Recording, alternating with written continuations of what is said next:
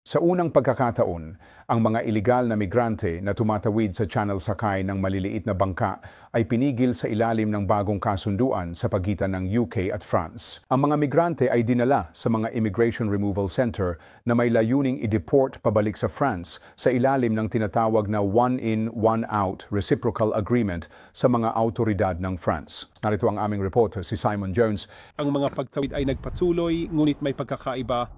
Sa kauna-unahang pagkakataon sa ilalim ng bagong kasunduan sa pagbabalik, ang ilan sa mga kinuha sa channel ng puwersa ng hangganan at dinala sa Dover kahapon ay hinahawakan na ngayon at nahaharap sa pagpapabalik sa France. Hindi sasabihin ng gobyerno kung ilan sinasabi nitong impormasyon ay maaaring pinagsamantalahan ng smuggling gang. Naniniwala ang kritiko na ito ay dahil napakaliit ng numero. Ang una mga migrante na nakarating sa maliliit na bangka ay nakakulong na ngayon. Pagkatapos ay mabilis naming gagawin ang mga referral sa France at magsisimula na ngayon ang prosesong iyon upang maibalik ang mga tao sa France.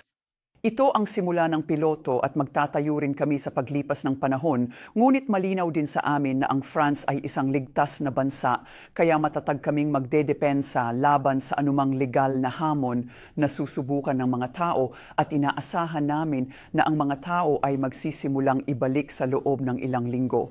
Upang pigilan ito sa hilagang France bilang bahagi ng bagong kasunduan para sa bawat migranteng ipinatapon, kukuha ang Britain ng isang asylum seeker mula sa France na pinaniniwalaang may lehitimong paghahabol na pumunta sa UK.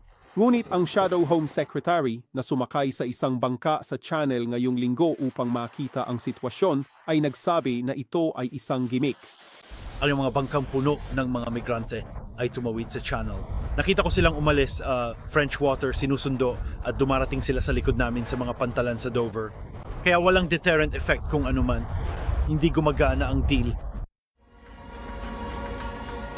Ang footage mula sa channel na inilabas ng Home Office, iginiit nito na ang one-in, one-out na pamamaraan ay magdadala sa UK ng isang hakbang na mas malapit sa pagpapanumbalik ng kaayusan sa sistema ng imigrasyon na pumipigil sa mga eksenang nagbabanta sa buhay. Ang maliliit na tawiran ng bangka ay nasa record na antas para sa puntong ito ng taon. Sa ngayon, humigit kumulang 25,500 katao ang nakarating sa UK sa mga delikadong overloaded na dinghis. Ito ay 45% pagtaas sa parehong panahon noong nakaraang taon. Ang UK ay may 14 na araw para hilingin ang pagbabalik ng mga individual na darating sakay ng maliit na bangka sa France. Maaaring tumagal ng hanggang 3 buwan ang proseso ayon sa kasunduan na nilagdaan ngayong linggo. Mula ngayon, ang mga migrante sa France ay makakapag-apply online para makapunta sa UK. Ang bilang ng mga taong ipinagpapalit ay inaasahang limitado.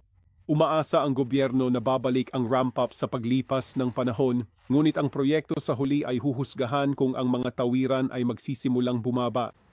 Simon Jones, BBC News.